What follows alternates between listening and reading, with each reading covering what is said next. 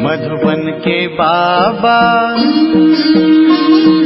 मधुबन के बाबा मुरली वाले, आपका क्या कहना,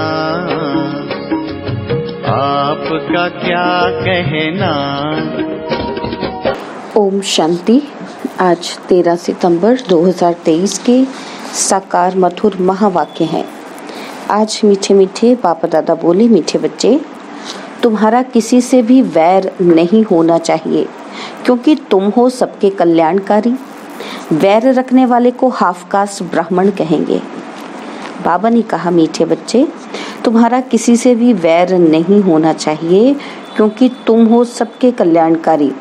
वैर रखने वाले को हाफ कास्ट ब्राह्मण कहेंगे। बाबा ने आज प्रश्न पूछा कि कौन सी स्मृति बुद्धि में सदा रहे तो निर्भय बन जाएंगे। और उत्तर में बाबा ने समझाया कि सदा स्मृति में रहे कि हम सचखंड के मालिक देवी देवता बन रहे हैं। शरीर को कोई मारता भी है, लेकिन आत्मा को मार नहीं सकता।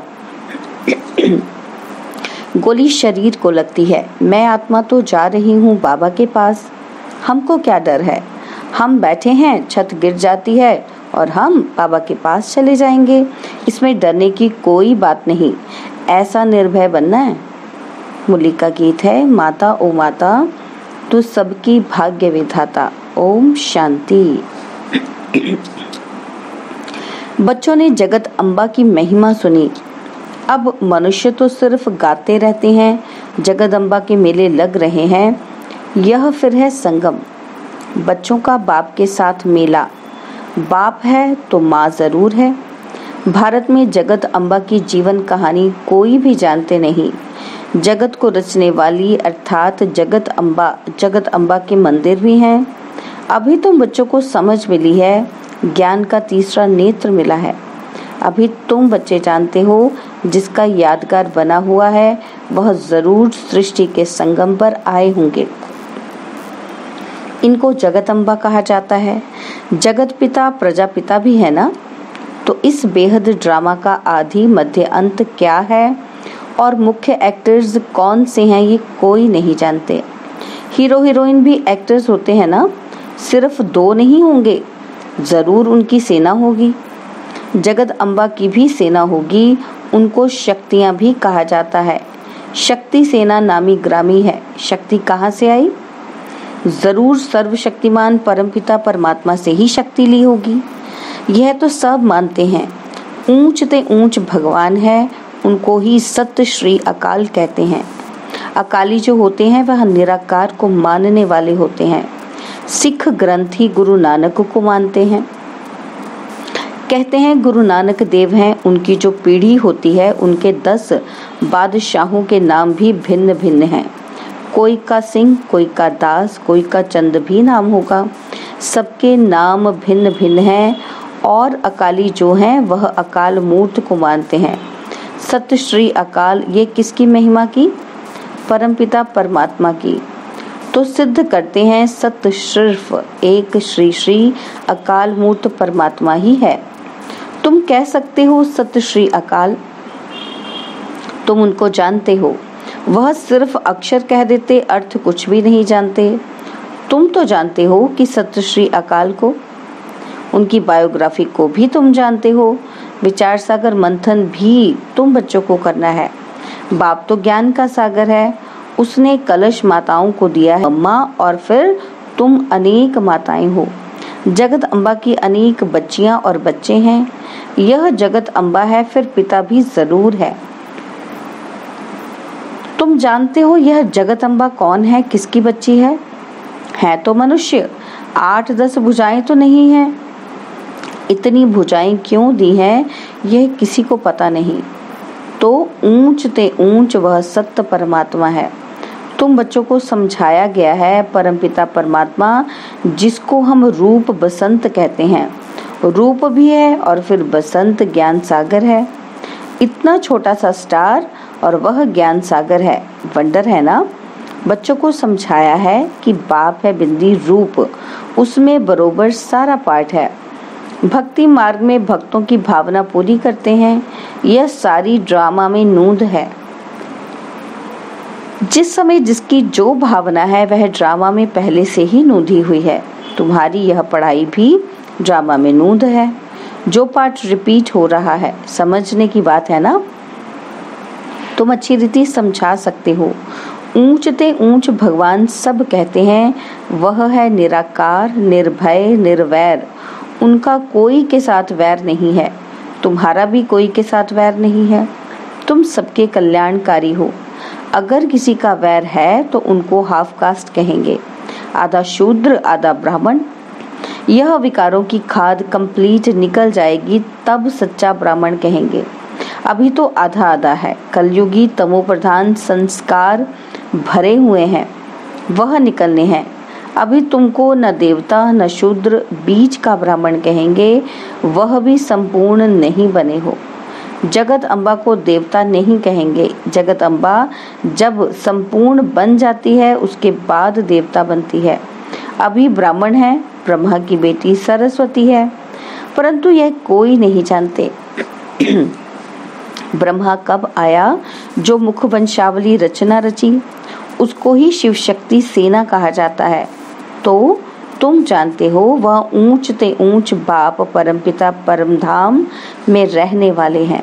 फिर सूक्ष्म वतन में है ब्रह्मा विष्णु शंकर। प्रवृत्ति मार्ग होने के कारण वह भी युगल दिखाते हैं, विष्णु को पूरा युगल दिखाते हैं। यह सब बुद्धि में रहना चाहिए। मनुष्य कहेंगे हम एक्टर्स हैं, तो मनुष्यों को ड्रामा के आदि मध्य अंत का मालूम होना चाहिए ना। तो ऊंचते ऊंच भगवान कौन है? ब्रह्मा विष्णु शंकर कौन है? क्या और भी 8, 10, 100 भुजा वाला कोई है? नहीं, ये सब चित्र फालतू हैं। ब्रह्मा की 100 भुजा दिखाते हैं। अब यह तो प्रजापिता है, 100 भुजा की तो बात ही नहीं। यह सब रॉन्ग है। राइट वास्तव में क्या है वह भी समझना चाहिए। ऊंचते ऊंच भगवान जो परम धाम में रहते हैं है स्टार।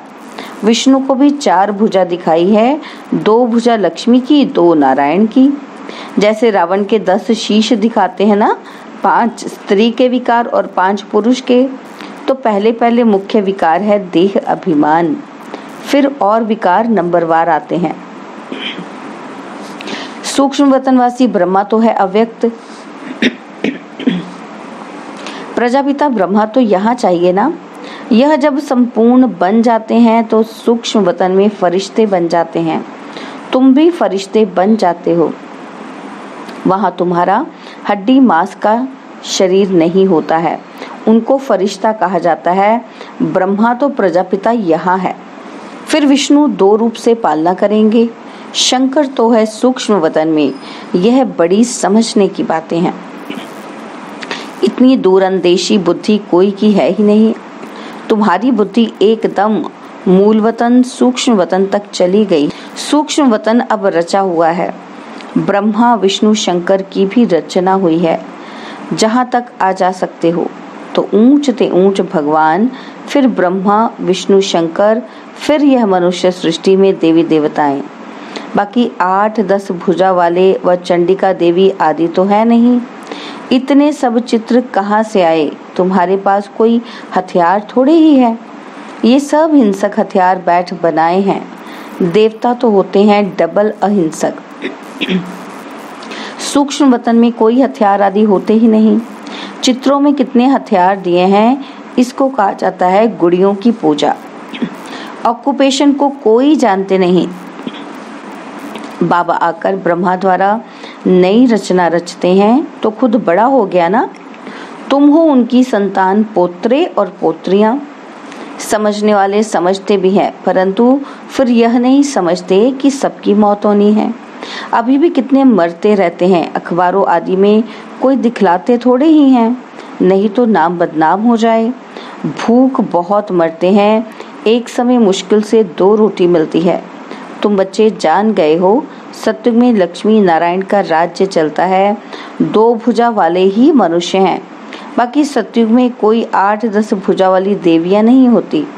सेकंड नंबर में है राम सीता, वह भी यहाँ राजयोग से पद पा रहे हैं। कितनी सहज बात है ना समझने की। तो पाप कहते हैं, तुमने बहुत वेद शास्त्र पढ़े हैं, अब तुम मेरे को सुनो और जज करो कि मैं तुम्हें सत्य सुनाता हूँ या वो सत्य सुनाते हैं। अगर वह सत्य सुनाते हैं तो तुम सत्यनारायण की कथा से सत्यनारायण क्यों नहीं बने हो? अभी तुम प्रैक्टिकल में सत्य बाबा से सत्य कथा सुन रहे हो। नारी से लक्ष्मी, नर से नारायण बनने की यह कथा है। जरूर प्रजा भी बनेगी कि सिर्फ लक्ष्मी नारायण जाकर तख्त पर बैठेंगे, है ना? तो प्रजा भी चाहिए। तो यह देवी देवताओं की राजधानी स्थापन हो रही है। फिर सत्युग में आकर राज्य करेंगे। वहां राजाओं को लश्कर आदि कोई होते नहीं। लश्कर विकारी अनहोली राजाओं को होते हैं।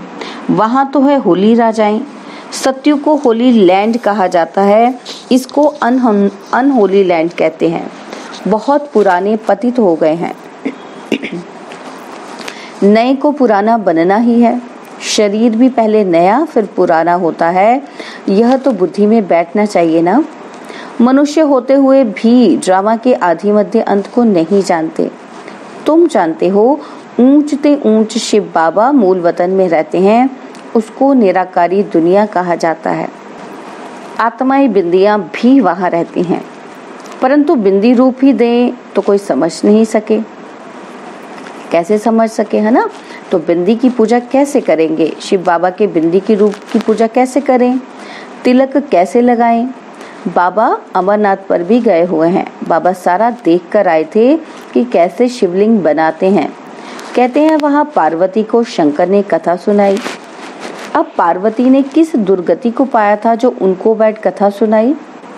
वास्तव में तुम सब पार्वतियां हो। तुम जन्म मरण में आते हो और सदगति को पाने के लिए कथा सुन रहे हो। तो वहां पूछा कि शिवलिंग कहाँ है?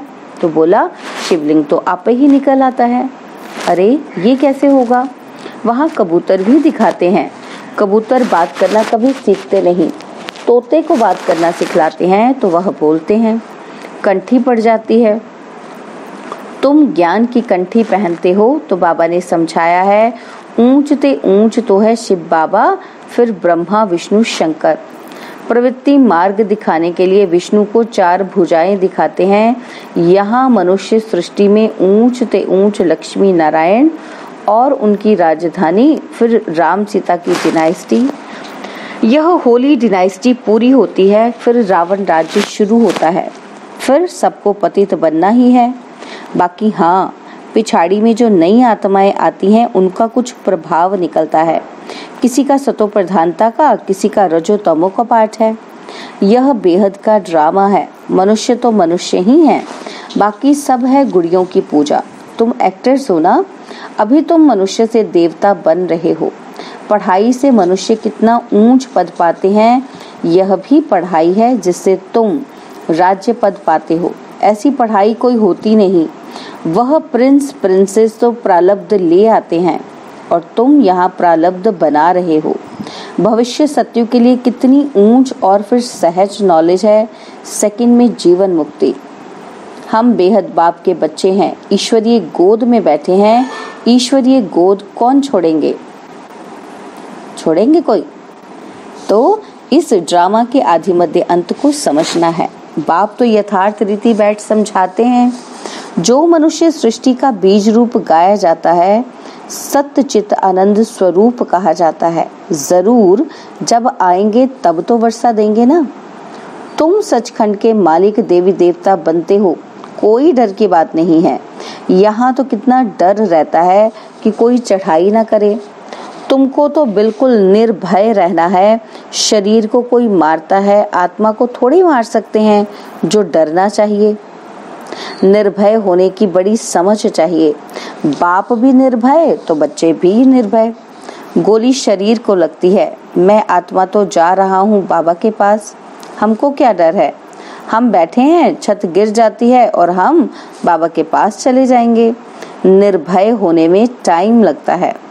तुम हो जगत अम्बा के बच्चे, शिव शक्ति सेना। एक की तो महिमा नहीं है, तुम भी साथ हो। यह कमांडर है, तुमको रूहानी ड्रिल सिखलाते हैं। तुम उनके बच्चे हो। तुम हो लक्की सितारे।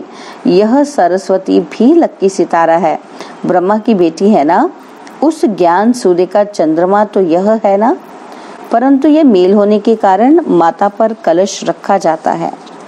अच्छा, मीठे मीठे सिकिलदे ब्रह्मा मुख वंशावली ब्राह्मण कुल भूषण स्वदर्शन चक्रधारी बच्चों प्रति माता पिता बाप दादा का दिल व जान सिख व प्रेम से नंबरवार पुरुषार्थ अनुसार याद प्यार और गुड मॉर्निंग। रूहानी बाप की रूहानी बच्चों को नमस्ते।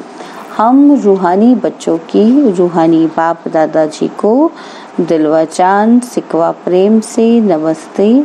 ओम शांति। प्यारे बाबा, मीठे बाबा, मेरे बाबा, शुक्रिया बाबा, शुक्रिया बाबा, शुक्रिया। धारणा के लिए मुख्य सार है, पहला पॉइंट है कलयुगी तमोप्रधान संस्कारों को निकाल सच्चा ब्राह्मण बनना है, किसी से भी वैर नहीं रखना है। और सेकंड पॉइंट, निर्भय बनने के लिए आत्म अभिमानी रहने का अभ्यास करना है। हम शिव शक्ति सेना है, हमें तो सचखंड का मालिक बनना है, इसी नशे में रहना है। बाबा ने आज वरदान दिया, कलयुगी वायुमंडल में रहते हुए उसके वाइब्रेशन से सेफ रहने वाले स्वराज्य अधिकारी भव। कलयुगी वायुमंडल में रहते हुए उसके वाइब्रेशन से सेफ रहने वाले स्वराज्य अधिकारी भव। स्वराज्य अधिकारी उसे कहा जाता जिसे कोई भी कर्मेंद्रिय अपनी तरफ आकर्षित न करे, सदा एक बाप की तरफ आकर्षित रहे, किसी भी व्यक्ति व वस्तु की तरफ आकर्षण न जाए। ऐसे राज्य अधिकारी ही तपस्वी हैं। वही हंस बगुलों के कलयुगी वायुमंडल में रहते हुए सदा सेफ रहते हैं। जरा भी दुनिया के वाइब्रेशन उन्हें आकर्षित नहीं करते। सब कंप्लेंट्स समाप्त हो जाती है। स्लोगन है, बुरे को अच्छे में बदल देना ही ऊंच ब्राह्मणों की श्रेष्ठ शक्ति। बुरे को अच्छे में बदल देना ही ऊंच ब्राह्मणों की श्रेष्ठ शक्ति है। ओम शांति। और अब यह एक बहुत अच्छी वीडियो भी जरूर देखें।